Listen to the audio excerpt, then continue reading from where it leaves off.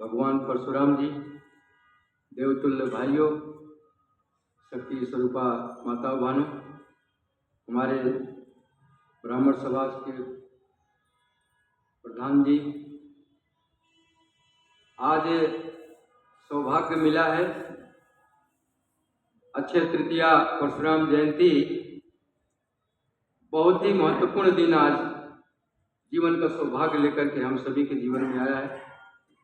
ब्राह्मण समाज के लिए एक यज्ञ होगा, लेकिन हम लोगों का उद्देश्य बड़ा ऊंचा है। गायत्री परिवार का इस यज्ञ के माध्यम से बहुत ही ऊंचा सिद्धांत है। हम युग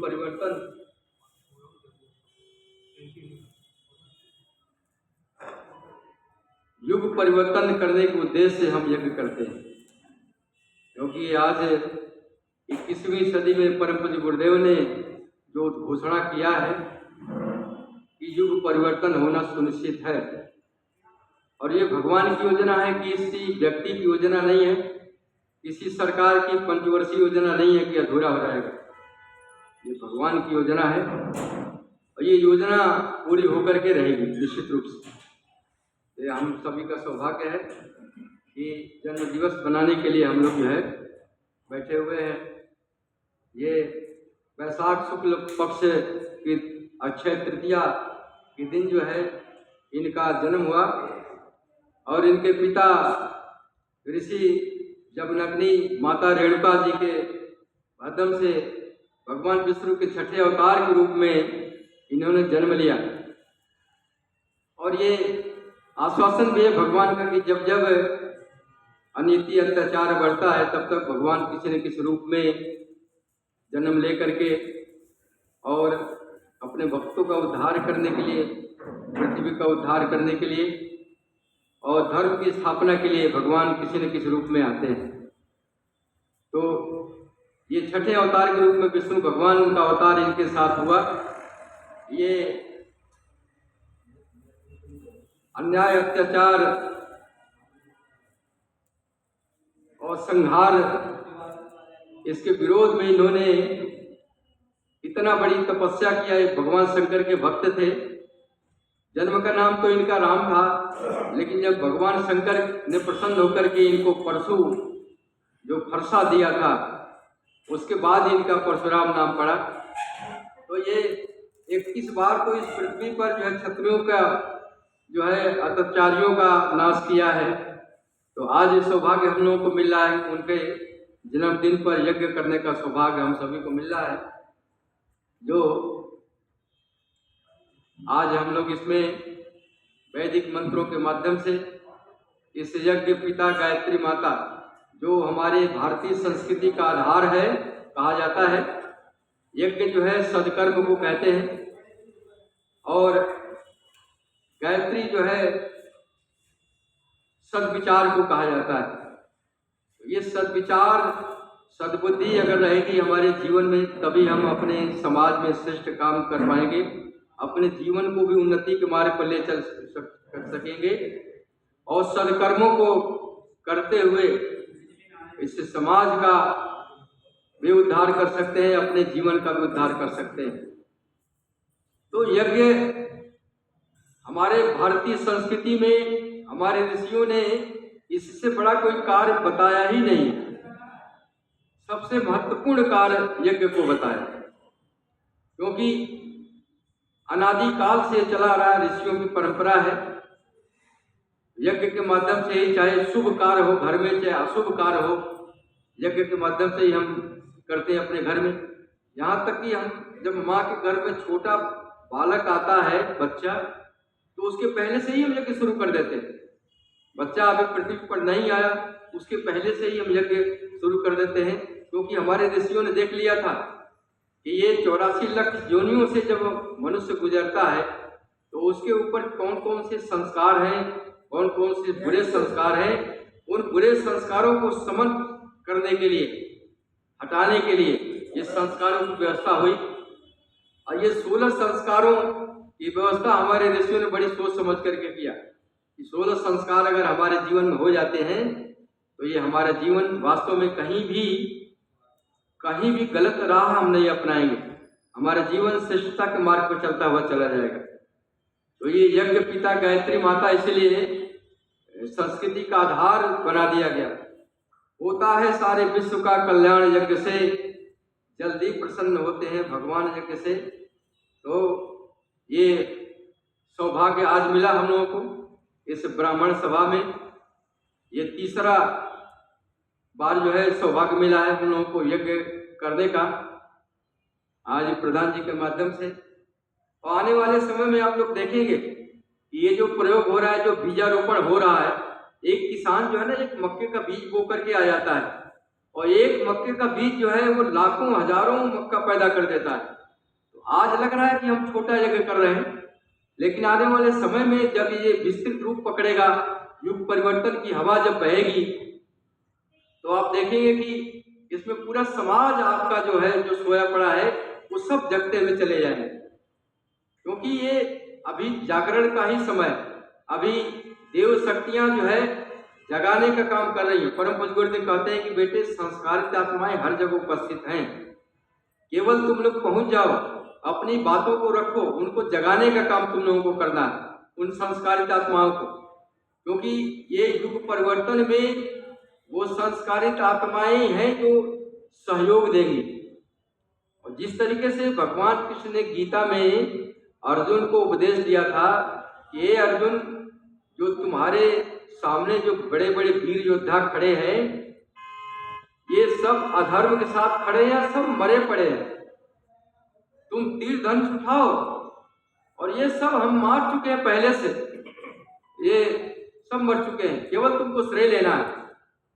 उसी तर्ज पर परम पूज्य गुरुदेव ने आश्वासन दिया है हम लोगों को कि बेटे, जो देव परिवार हमने बनाया है, जो गायत्री परिवार बनाया है, हमने सूक्ष्म रूप में युग परिवर्तन करके रख दिया है। सेम वही उसी लहजे में उन्होंने बोला। और युग परिवर्तन करके जो रख दिया है, केवल तुम लोगों को श्रेय लेना है, बस कुछ करना ही नहीं है। हमारी बातों को तुम लोगों तक समाज में पहुंचा देना, और आप देखोगे कि वो समाज में किस तरीके से परिवर्तन होता हुआ चला जा रहा है। और वो परिवर्तन आज दिख भी रहा है। आने वाले समय में जो देव शक्तियां सोई पड़ी हैं, वो देव शक्तियां जगेंगी, और जब जगेंगी तो विश्वामित्र और वशिष्ठ टाइप के जो है महापुरुष इसी समाज से निकलेंगे। जो कहा जाता ना कि आदि काल में गायत्री को स्थापित कर दिया था, कीलित कर दिया गया, तो कीलित इसीलिए विश्वामित्र वशिष्ठ स्तर का जब कोई व्यक्ति आएगा, उसको इस कीलित से छुड़ाएगा। तो परम पूज्य गुरुदेव ने इतनी बड़ी तपस्या किया कि 24 साल तक जौ की रोटी केवल एक गिलास छाछ पी करके, और 24 साल तक उन्होंने तपस्या किया। इतनी बड़ी तपस्या आज तक पृथ्वी पर किसी ने किया ही नहीं, ना ही गायत्री का विश्वामित्र ने उन्होंने किया, ना ही वशिष्ठ ने किया, परम पूज्य गुरुदेव ने किया। और गायत्री आकर के सामने खड़ी हो गई। परम पूज्य गुरुदेव कहते हैं कि बेटे, गायत्री स्वयं कहती है कि आपका उद्देश्य क्या है जीवन का, आप इतनी बड़ी तपस्या किस उद्देश्य से कर रहे हैं। तब परम पूज्य गुरुदेव ने कहा कि मां, हमको तो केवल हर मनुष्य के अंदर जगत की स्थापना करनी है और धरती पर स्वर्ग का अवतरण करना है, और कोई उद्देश्य नहीं। तथास्तु करके गायत्री गुरुदेव में ही समाहित हो गई। परम पूज्य गुरुदेव का 86 का संभाषण है। कहते हैं कि बेटे, हमको प्रणाम कर लो, गायत्री माता को प्रणाम हो जाएगा, माता जी को प्रणाम कर लो, गायत्री माता को प्रणाम हो जाएगा। यानी गायत्री गुरुदेव में कोई अंतर नहीं रहा। आज गायत्री स्वयं परम पूज्य गुरुदेव की पूजा कर रहे हैं, साधना कर रहे हैं। तो ये यज्ञ के माध्यम से हम उस युग परिवर्तन की आधारशिला हम रख रहे हैं इस ब्राह्मण समाज को। और आने वाले दिनों में हमें पता है ये ब्राह्मण समाज जो है बहुत बड़ा काम करने वाला है, जो इसे पूरे राष्ट्र को, पूरे समाज को जगाने का काम जो होगा, उन्हीं ब्राह्मणों के माध्यम से ही होने वाला है।